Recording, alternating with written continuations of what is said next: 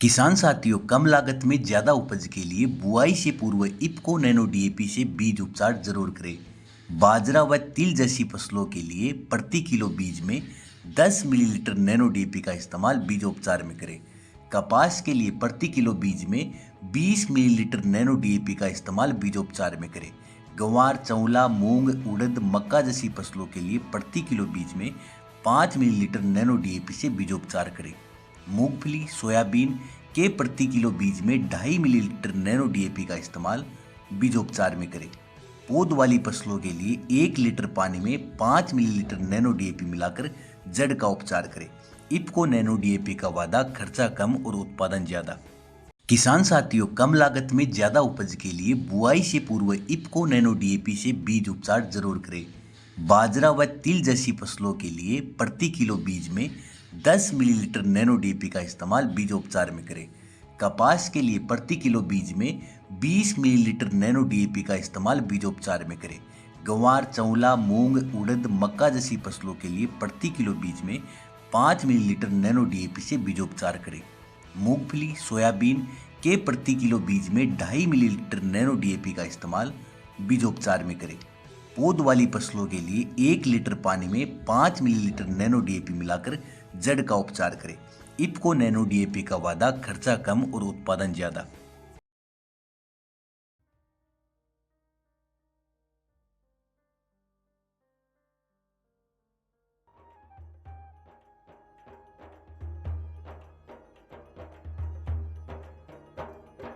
देख लो चौपाल रे सब बड़ा बडेरा आओ जी, सब लोग लगाया आओ जी, टाबरिया ने सब लाओ जी। देख लो चौपाल रे सब बड़ा बडेरा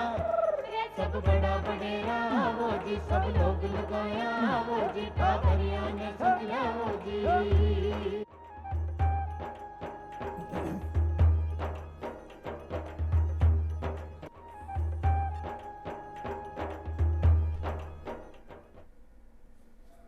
चौपाल देख बड़ा सबड़ा भाया और बहना ने राम राम साहब।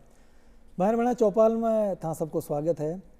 अपने देश में खेती बाड़ी के साथ साथ पशुपालन करबो एक परंपरा सी रही है, और वास्तव में अपने आंगन में जो पशु खड़ो है उन आपा अपने परिवार को सदस्य ही समझा, और वो परिवार को सदस्य अगर कोई बीमार हो जाए, कोई चोटग्रस्त हो जाए, कोई करंट वगैरह लग जाए, उन्हें कोई दूसरो जानवर खा जाए और उन्हें कोई जो उन्हें परेशानी महसूस हो रही है, वो परेशानी ने देखकर अपना परिवार का बाकी सदस्य भी परेशान हो जाया करे, वाजिब भी है। तो अगर अपने छोटी मोटी जानकारी हो प्राथमिक उपचार की, देखो बड़ो काम तो डॉक्टर साहब ही कह रही, लेकिन छोटी मोटी जानकारी जो प्राथमिक उपचार की अपन है, तो अपन वो अपना जो ढंडो है, अपना जो पशु है, अपना जो परिवार को सदस्य है, उन्हें आप तात्कालिक रूप से राहत प्रदान कर सका। तो कौन कौन सा जो बे रोग है या कौन कौन सी बातें हैं जाना अपना ध्यान रखना चाहे, और कौन कौन सा फर्स्ट एड किट में अपना सामान रखना चाहे, और कौन कौन सी जानकारी अपना हो वो जरूरी है, तमाम जानकारी लेर आज अपनी चौपाल में अपन डॉक्टर अशोक कुमार साहनी साहब ने आमंत्रित करो। हाँ, राम राम साहब डॉक्टर साहब। राम राम साहब, राम राम। आप जानो पहचानो चेहरों हैं, पहले भी बहुत बार अपना कार्यक्रम में जानकारी दे चुके हैं। पूर्व संयुक्त निदेशक हैं पशुपालन विभाग का, बहुत मोटा हकम साहब रहा हैं, मोटा अफसर रहा हैं। और डॉक्टर साहब, सबसे पहले तो जो मतलब प्राथमिक उपचार को मतलब खाइए। देखिए, सुदूर ग्रामीण अंचलों में जहाँ पे पशु चिकित्सा सुविधा उपलब्ध नहीं है, अथवा रात बेरात में पशु के बीमार हो जाने पर पशुपालक द्वारा जो भी घरेलू पशु चिकित्सा फौरी तौर पर इस्तेमाल करके और पशु की जो जीवन रक्षा की जाती है, उसको पशुओं की प्राथमिक चिकित्सा कहते हैं। तो ज़्यादातर गाँवों में जो समस्या हुआ है, पशु न कोई चोट लग जाए या खून बेबर लग जाए कोई, या सींग टूट जाए, अशान की स्थिति में अपन कहीं करना चाहिए। देखिए, अब ये गर्मी का मौसम चल रहा है, इस समय 41 डिग्री सेंटीग्रेड से लेकर 43 डिग्री सेंटीग्रेड तक टेम्परेचर राजस्थान का चल रहा है, और अक्सर हम देखते हैं कि पशु का रक्तस्राव होने लगता है, पशु का रक्त बहने लगता है, और सर्दियों में तो रक्तस्राव रुक जाता है थोड़ी देर में, लेकिन गर्मियों में रक्तस्राव को रोकना एक बड़ी समस्या पशुपालक के लिए होती है। तो जहाँ कहीं से भी अगर कहीं से खून निकल रहा है, रक्तस्राव हो रहा है, तो पशुपालक उसको सबसे पहले तो उसको जहाँ से भी खून बह रहा है उसको अंगूठे से दबाने का प्रयास करें। प्रेशर जितना दे सकें वहाँ उस जगह को प्रेशर दें। और एक ये लाल दवाई आती है, ये पोटेशियम परमैंगनेट, ये आप दवाई देखें, ये जो लाल दवाई है पोटेशियम परमैंगनेट इसको बोलते हैं। ये सूखी जो लाल दवाई है, इसको आप जहाँ से भी रक्तस्राव हो रहा है उसके ऊपर इस दवाई को आप लगा दें। और उसके ऊपर ये गौज है, इस गौज के ऊपर आप इसको लगा करके और उसके ऊपर रुई रख के पट्टी बांध दें तो तुरंत ही खून रुक जाएगा। रक्तस्राव के लिए सबसे अच्छी औषधि यही है। अगर ये ना हो तो हल्दी का भी इस्तेमाल किया जा सकता है, हल्दी से भी खून रुक सकता है। इसके अलावा ये आप देख रहे हैं, ये फिटकरी, अगर खून बह रहा है तो ये फिटकरी इसको पीस करके और जहाँ से भी रक्त बह रहा है उसके ऊपर लगा करके उसके ऊपर पट्टी बांध दें, खून रुक जाएगा। इसके अलावा खून को रोकने के लिए अगर यहाँ से खून रुक रहा है तो यहाँ पे एक इस तरह से, जैसे ये जेवड़ी है, इस तरह से कस के जेवड़ी बांध दी जाएगी तो खून का प्रेशर इधर कम हो जाएगा, तो भी खून रुक जाएगा। इसके अलावा जो भी प्रभावित खून का भाग है उसको ऊपर करने से, गुरुत्वाकर्षण की विपरीत दिशा में ले जाने से भी खून का स्राव रुक जाएगा। अब कभी कभी हम देखते हैं कि पशु को आपस में, दो पशु आपस में लड़ भिड़ पड़ते हैं तो उनका खून आपस, उस सींग टूट जाता है और खून निकलने लगता है। तो और खून की बहुत तेज़ी से इस तरह से लगता है कि जैसे कोई झरना फूट गया हो। तो ऐसी स्थिति में ये जो लाल दवाई है, इस लाल दवाई को सींग के ऊपर लगा करके और उसके ऊपर ये गौज बांध करके और गौज के ऊपर पट्टी लगा के कस के पट्टी बांध देनी चाहिए, तो खून रुकना बंद हो जाएगा। इसके अलावा कभी कभी हम देखते हैं कि दो पशु, उनकी पूंछ आपस में भिड़ जाती है और पूंछ आपस में वो भिड़ करके वो पूंछ टूट जाती है, तब भी खून का जो एक झरना सा बहने लगता है। ऐसी स्थिति में भी ये लाल दवाई जो प्रभावित पूंछ का भाग है उसके ऊपर लगा करके उसके ऊपर कस के पट्टी बांध दें। लेकिन इस बात का विशेष रूप से ख्याल रखें कि जैसे पूंछ नीचे की ओर लटकी होती है तो पूंछ को पट्टी बांधने के बाद पूंछ को नीचे की ओर न लटका करके पूंछ को ऊपर की दिशा में रखना है। तो एक जो जेवड़ी जो है सींग से दो जेवड़ी निकाल करके और पूंछ से बांध देंगे, ताकि जो पूंछ वाला जो नीचे का हिस्सा वो नीचे रहने के बजाय पूंछ ऊपर रहनी चाहिए। ऊपर रहने से ही होगा, एक तो जो है गुरुत्वाकर्षण के विपरीत दिशा में खून का बहाव होगा, तो एक तो खून का बहाव कम हो जाएगा। दूसरा ये होगा कि जो पशु पेशाब कर रहा है या गोबर कर रहा है तो वो भी पट्टी के ऊपर नहीं पड़ेगा, तो जख्म खराब नहीं होगा। इसलिए उसको इस ऊपर की दिशा में बांध करके रखें। अब कभी कभी हम गर्मियों के दिनों में देखते हैं कि पशु के नाक में से खून बहने लगता है, नक्सीर चल जाती है। तो ऐसी स्थिति में भी पशुपालक बहुत घबरा जाता है। तो उस स्थिति में जो पशु का पूरा सिर है, सिर के ऊपर उसके जो चिकनी मिट्टी होती है, पोखर की मिट्टी जिसको बोलते हैं, वो पोखर की मिट्टी का लेप कर दें। और एक एड्रेनलिन टार्ट्रेट नाम का इंजेक्शन आता है, 10 ml से ले 1 ml के ये मनुष्यों के इंजेक्शन है, 10 ml से लेकर 15 ml तक ये पशु की नाक में डाल दें। तो इससे भी जो है पशु के जो नाक में से नक्सीर बह रही है वो बहना बंद हो जाएगी। और पशु को ठंडे स्थान पर बांधें और पशु को ठंडी खाने की चीज़ जैसे छाछ, बेसन, मेहंदी, कतीरा, इस तरह से ठंडी चीज़ उसको खाने के लिए दें तो रक्तस्राव रुक जाएगा। एक डॉक्टर साहब से अब जो गर्मी की बात कर रहे हैं तो गर्मी में लू भी लग जाए करे डांडा नाक जी, तो लू लगवा की स्थिति में अपन खाई करना चाहिए। देखिए गर्मियों में पशुओं को लू लगना एक बहुत ही आम बात है और ये लू के दिन ही चल रहे हैं। तो लू जब भी पशु को लग जाए तो पशु का तापमान एकदम बहुत ज़्यादा हो जाता है, 104 डिग्री 106 डिग्री फ़ारेनहाइट तक उसका तापमान हो जाता है। तो ऐसी स्थिति में पशु के सिर के ऊपर ठंडा पानी डालें या पशु को नहला दें। अगर भैंस है तो उसको खूब आवश्यक रूप ठंडे जो है नल चला करके और नल की टोंटी खोल के पाइप से उसको पशु को अच्छी तरह से नहलाएं। गाय भैंस है उसको अच्छी तरह से नहलाएं, या उसके सिर के ऊपर बर्फ़ भी रख सकते हैं या उसके ऊपर जो है गीली चादर जो है वो भी उसके ऊपर रख सकते हैं। और पशु के जो गुदा द्वार है उसके अंदर बर्फ़ रखने से भी पशु का टेम्परेचर कम हो जाता है।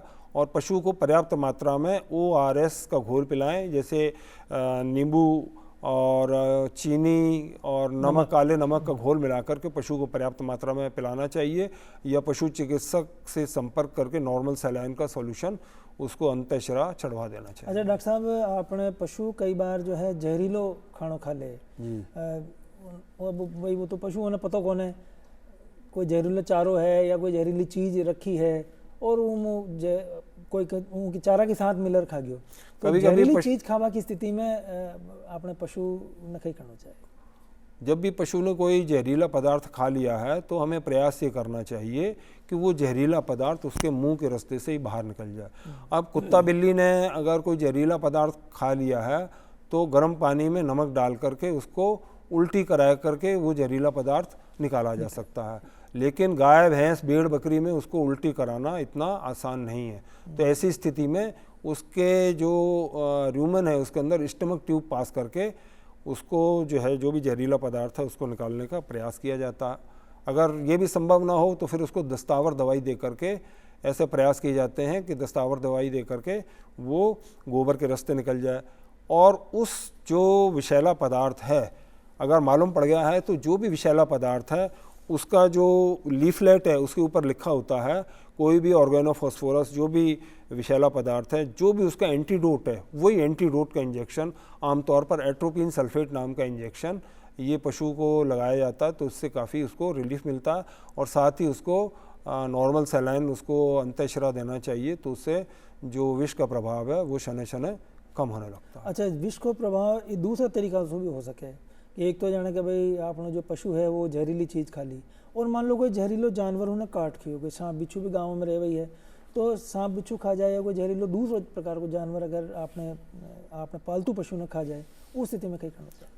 अगर कोई जहरीले जानवर ने पशु को काट खाया है तो सबसे पहले तो जैसे इस स्थान पर अगर जहरीले जानवर ने काट खाया है तो आप एक जेवड़ी लेकर के इससे 6 इंच ऊपर की तरफ ये जो टॉर्निकेट बोलते हैं इसको अच्छी तरह से आप कस के बांध दें। यहाँ पर इस तरह से कस के आप बांध देंगे तो जो यहाँ पर जिस जानवर ने काटा है उसके जो विष का प्रभाव है वो ऊपर नहीं चढ़ेगा जी।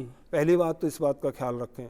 दूसरी बात यह है कि जहाँ पर अगर उसने काटा है तो यहाँ पर ब्लेड से जो स्टेरलाइज्ड ब्लेड है उससे कई जगह से कट लगा दें ताकि जो भी उसका जो स्नेक वेनम है कट लगा के उसके खून बहने दें ताकि जो भी जहरीला जो भी उसका जो भी टॉक्सिन है वो सारा निकल जाए और उसको अच्छी तरह से उसका रक्तस्राव होने दें और तुरंत ही पशु चिकित्सक से परामर्श करके उसका उपचार कराना चाहिए ताकि पशु की जीवन रक्षा हो सके।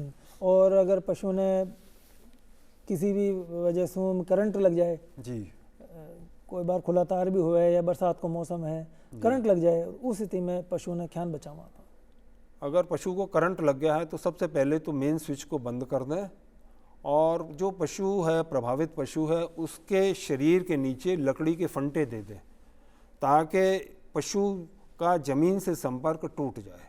अच्छा। और नीचे फंटे देने के बाद में पशु एकदम क्या है अचेत अवस्था में हो जाता है, उसकी जितनी भी मांसपेशियां हैं वो एकदम कड़क हो जाती हैं, तो उसको अच्छी तरह पैरों से हाथों से अच्छी तरह उसको पशु को गोदना चाहिए और उसकी छाती को मतलब जो है अच्छी तरह उसको सांस लेने में दिक्कत ना हो, उसकी मतलब पसलियों को अच्छी तरह दबाना चाहिए ताकि उसकी जो है फेफड़े और हृदय आसानी से काम कर सके। तुरंत ही पशु चिकित्सक से परामर्श करके उसको ड्रिप और जो भी स्टीरॉइड्स हैं उसको दिलवाना चाहिए ताकि पशु की जीवन रक्षा हो सके। जी। और अगर पशु कोई वजह कोई घटना दुर्घटना में जल जाए जी, क्योंकि पटाखा वटाखा भी गाँव में जाने दिवाली का अवसर पर छोड़ा है, कोई खुशी का अवसर पर छोड़ा है और गाँव में चारो भूसो ये भी पड़िया रहे है, कोई चिनकारी लाग जाए बुढ़े ढांडो अपना पशु जो है बंदेड़ो है और जल जाए, कुछ हिस्सों जल जाए या काफ़ी मात्रा में जल जाए, उस स्थिति में क्या करना चाहिए? देखिए गर्मी के दिनों में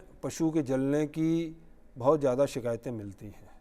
इन दिनों आग भी बहुत जल्दी लगती है क्योंकि टेम्परेचर बहुत ज़्यादा है, तो जलने की स्थिति में अगर पशु जल गया है तो उसके ऊपर तुरंत ही बर्फ़ लगानी चाहिए, उसके ऊपर ठंडा पानी लगाना चाहिए ताकि फफोले ना पड़ें और उस जख्म को खुला रखना चाहिए, उसके ऊपर कभी भी पट्टी नहीं बांधें और उसके ऊपर नारियल का तेल, नारियल के तेल में नील जो कपड़े धोने के लिए पहले इस कपड़ा जो सफ़ेद या नीला करने के लिए जो इस्तेमाल नील जो आता था ना, नील को नारियल के तेल में मिला करके पशु के जो भी प्रभावित भाग है उसके ऊपर लगाना चाहिए। अथवा नारियल के तेल में जो चूने का पानी होता है, ये आप देख रहे हैं ये चूना है, जो कली बोलते हैं ना जिसको, जिससे ये दीवारें पोती जाती हैं, ये कली है। इसका पानी में भिगो करके ये कली नीचे बैठ जाती है। जो उसके ऊपर नितरा हुआ पानी, इस पानी को नारियल के तेल में मिला करके जो भी जला हुआ भाग है उसके ऊपर लगाना चाहिए, तो पशु को काफ़ी राहत मिलती है। इसके अलावा सिल्वर सल्फर डाइजीन नाम की एक क्रीम आती है, वो भी जो जला हुआ भाग है उसके ऊपर लगाने से पशु को काफ़ी राहत महसूस होती है। अच्छा, मान लो आपने पशु ने आफरा की समस्या है जी, उस स्थिति में क्या करना चाहिए? देखिए आफरा भी इन दिनों में ही ज़्यादा आता है, क्योंकि इन दिनों में पाचन शक्ति जो पशु की जो जठराग्नि है वो कमज़ोर हो जाती है, और पशु यकायक कई चीज़ें खा लेते हैं तो पेट फूल जाता है। तो ऐसी स्थिति में अगर आफरा आ गया है तो 10 ग्राम हींग और 30 मिलीलीटर तारपीन का तेल और 400 ग्राम सरसों का तेल, तीनों को अच्छी तरह मिलाकर पशु को धीरे धीरे पिलाना चाहिए। साथ ही इस बात का ध्यान रखें कि पशु को बैठने न दें। अच्छा, पशु को चलाएं, जितना आप चलाएंगे तो वो पशु ऊपर नीचे होगा तो गैस जो है वो पास हो जाएगी, निकलेगी। और पशु के मुंह के अंदर एक लकड़ी, चाहे वो नीम की लकड़ी, इस तरह से बांधें और उसका दूसरा सिरा, एक सिरा यहाँ से और एक सिरा यहाँ से सींग के पीछे बांध लें, ताकि जो गैस है मुंह के रास्ते से निकले। और पशु को आप इस तरह से खड़ा करें कि उसकी अगली टांगें ऊपर की ओर रहें और पीछे की टांगें नीचे की ओर रहें, ताकि जो पेट के अंदर जो गैस बन रही है, जो रूमेन के अंदर गैस बन रही है, उसका दबाव फेफड़े और हृदय के ऊपर न पड़े।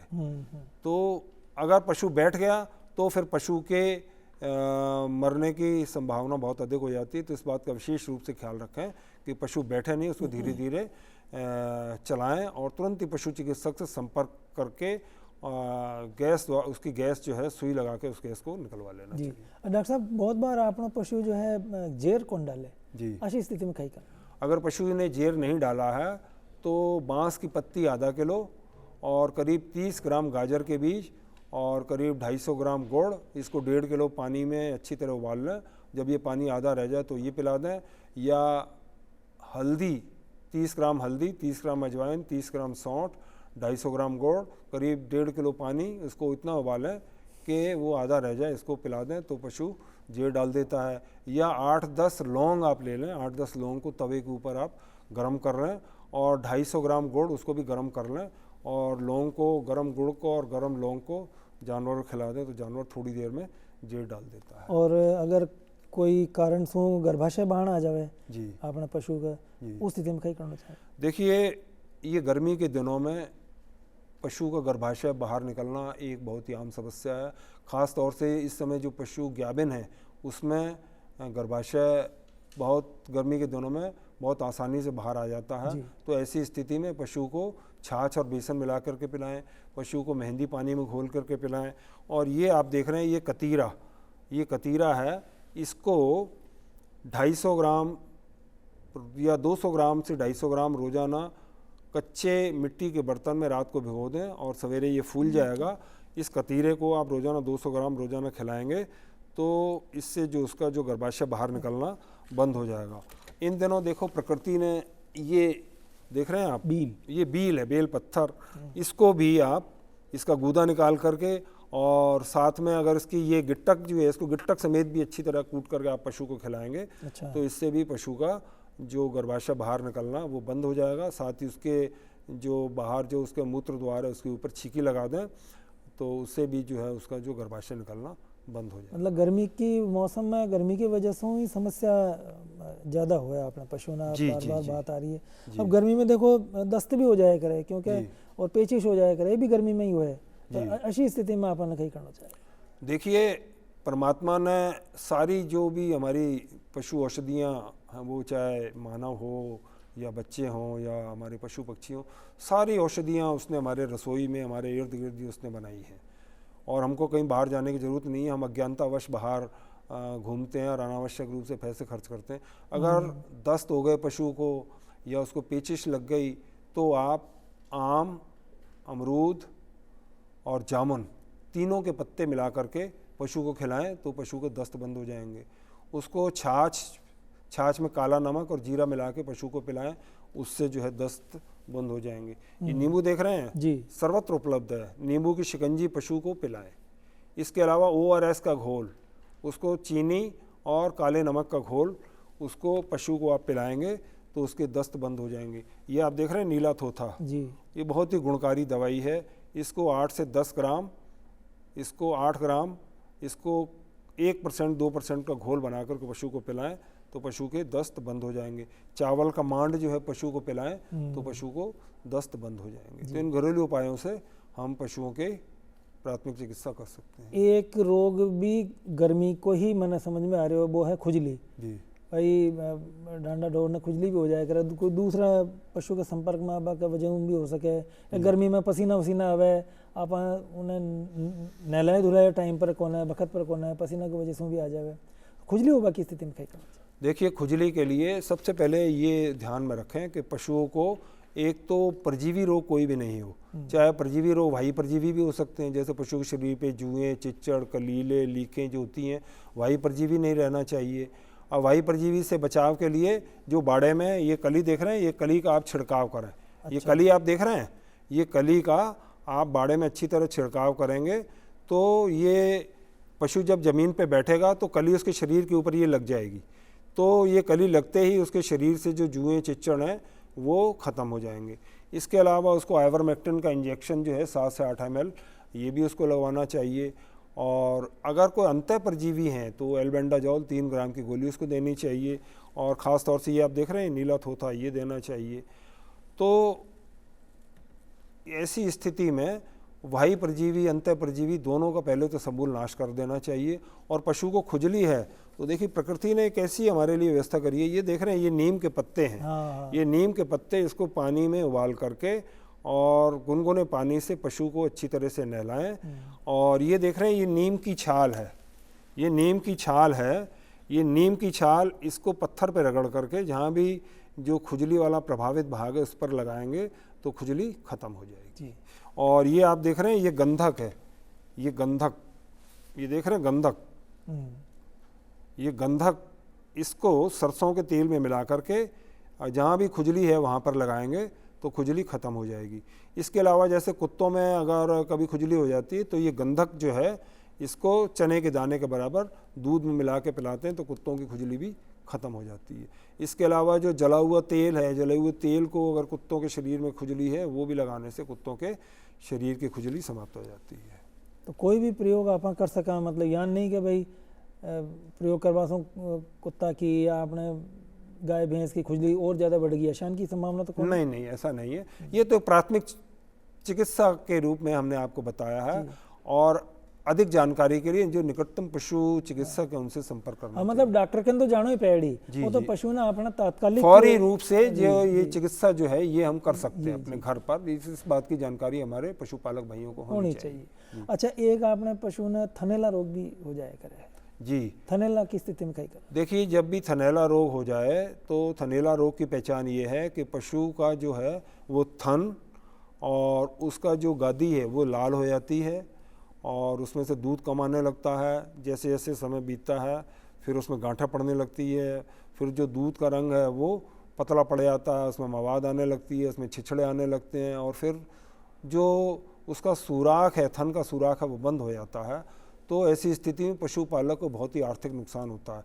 तो ऐसी स्थिति में तुरंत ही उपाय करना चाहिए। तुरंत उपाय के लिए जैसे ही थनैला रोग दिखे तो पशु का जो थन और जो उसका गादी है जो लाल पड़ गई है उसके ऊपर बर्फ़ का आप सेक करें। सबसे पहली बात तो आप बर्फ़ का सेक करें।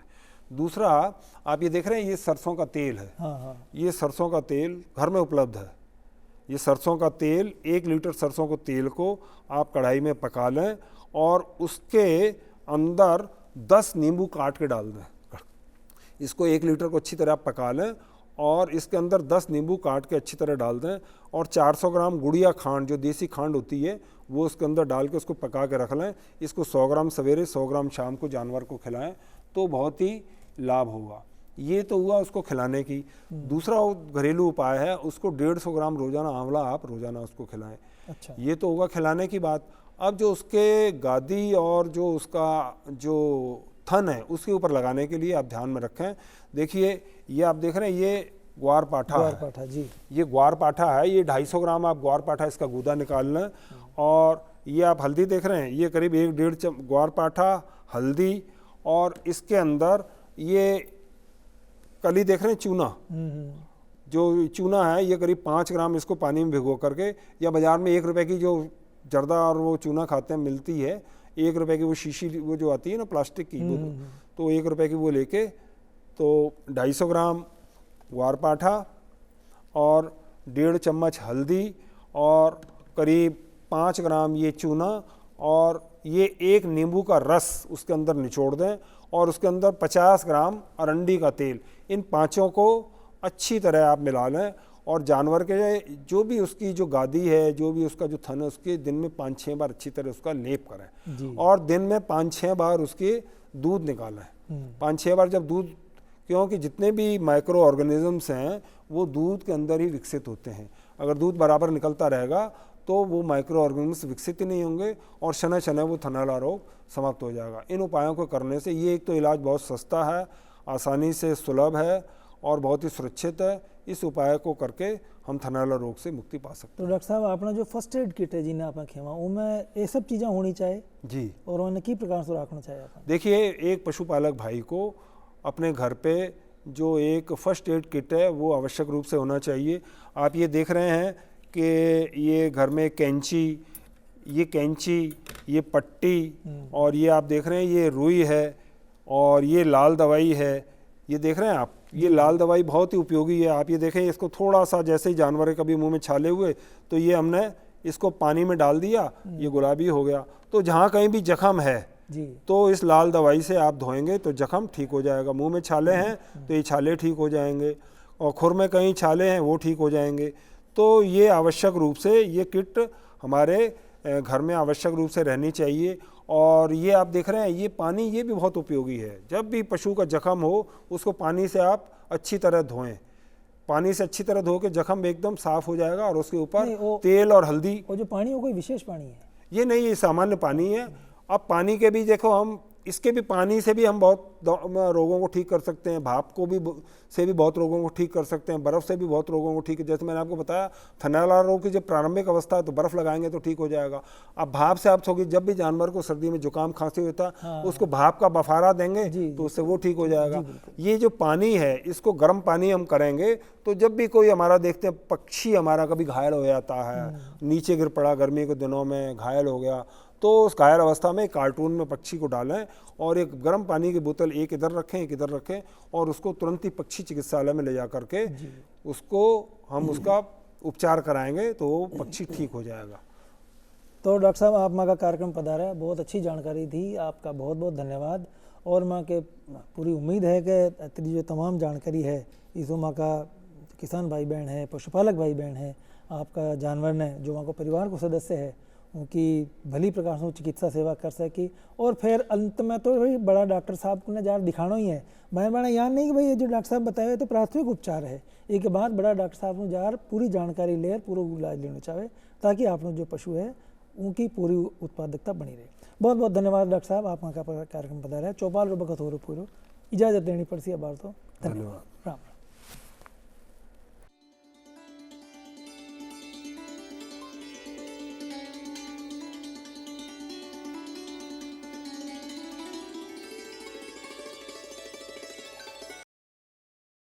किसान साथियों, कम लागत में ज़्यादा उपज के लिए बुआई से पूर्व इफ्को नैनो डीएपी से बीज उपचार जरूर करें। बाजरा व तिल जैसी फसलों के लिए प्रति किलो बीज में 10 मिलीलीटर नैनो डीएपी का इस्तेमाल बीजोपचार में करें। कपास के लिए प्रति किलो बीज में 20 मिलीलीटर नैनो डीएपी का इस्तेमाल बीजोपचार में करें। गंवार, चौला, मूंग, उड़द, मक्का जैसी फसलों के लिए प्रति किलो बीज में 5 मिलीलीटर नैनो डीएपी से बीजोपचार करें। मूंगफली, सोयाबीन के प्रति किलो बीज में 2.5 मिलीलीटर नैनो डीएपी का इस्तेमाल बीजोपचार में करें। पौध वाली फसलों के लिए 1 लीटर पानी में 5 मिलीलीटर नैनो डीएपी मिलाकर जड़ का उपचार करें। इफ्को नैनो डीएपी का वादा, खर्चा कम और उत्पादन ज़्यादा।